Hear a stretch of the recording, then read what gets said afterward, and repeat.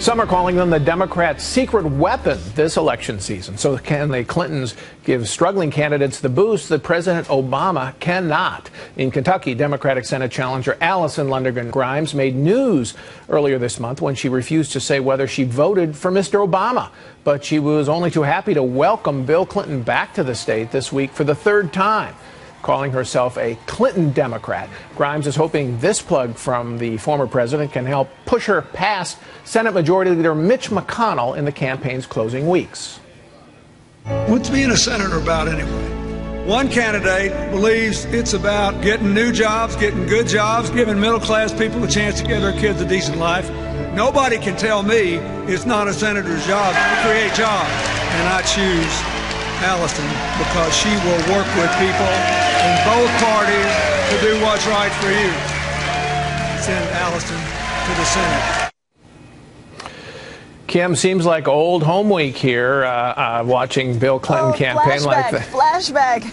Is it true that the Clintons are better political assets for Democrats than the president this year? Well, I think the White House would like to think that. But here's the interesting thing, Paul. If you go down and you look at where the Clintons have been putting most of their efforts, places like Kentucky, North Carolina, Arkansas, home state for the Clintons, they're not moving the dial, which is really interesting because they're supposed to be down there convincing Clinton Democrats, more moderates and everything, that the party's still okay.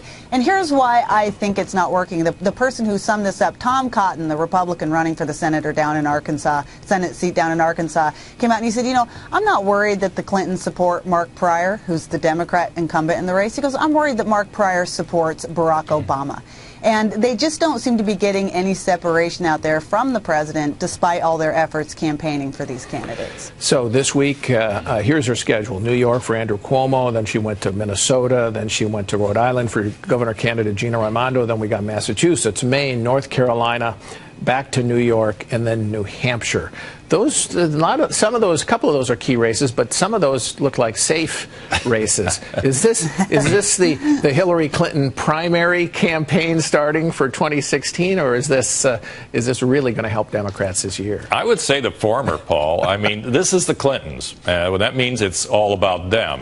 And they got, looks like, an election to run in 2016. So I think they're taking the opportunity to go out and collect chits, produce favors for the local Democratic Party leaders who will owe them in 2016. More importantly, though, the Democratic left still does not like the Clintons. And I think they're trying to put the left in checkmate, make that 2016 nomination a done deal, message being, you got to come over and play ball with us because we have run up so much support inside the Democratic Party. That's what's going on here. The Elizabeth Warren preemption tour, the senator from Massachusetts. Don't run, Elizabeth. I think they are an asset to the Democrats, however. They're hugely popular. After Obama, they're the biggest fundraisers for the party. They remind Americans of better times, peace, prosperity relative to what we have now. Let's forget the recent troubles and harken back to the golden days. I think they are an asset.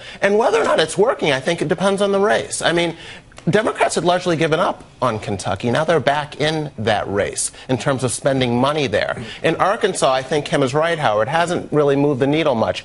But there's still a couple weeks left. And remember, Bill Clinton did this for Mark Pryor back in 2002. He went down there. Again, a lot of it was about the black vote because Clinton is still very popular among blacks. So he's there trying to get that base out that typically stays home during midterm elections. Kim, so here's an existential political question for you. Can you be a Clinton Democrat without being an Obama Democrat? Is there such a thing? I mean, that goes back to the Cotton comment. At the moment, I think anyone in the Democratic Party is having a very difficult time convincing a lot of voters that this party is anybody but Barack Obama's.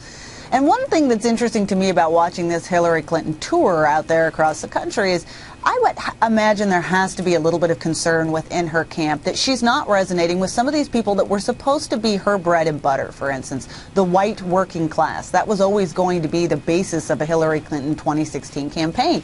These are the people they need to be convincing this year to come out and vote for these Senate candidates. And again, in those states, and southern states in particular, that's not working. Well, what about the separation? Can you say, I'm not really an Obama Democrat, I'm a Clinton Democrat, as Grimes is trying? It would seem to be a preposterous idea. which is why Grimes doesn't want to admit she voted for Obama, even though she probably did.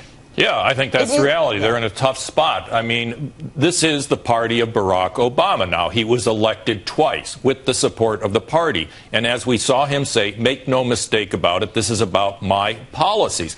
That's true. And if they lose big time in this election, then it will be because of the party of Barack Obama. And now Hillary has to somehow thread the needle between that and the center, which the Democratic Party just doesn't occupy anymore. All right, thank you.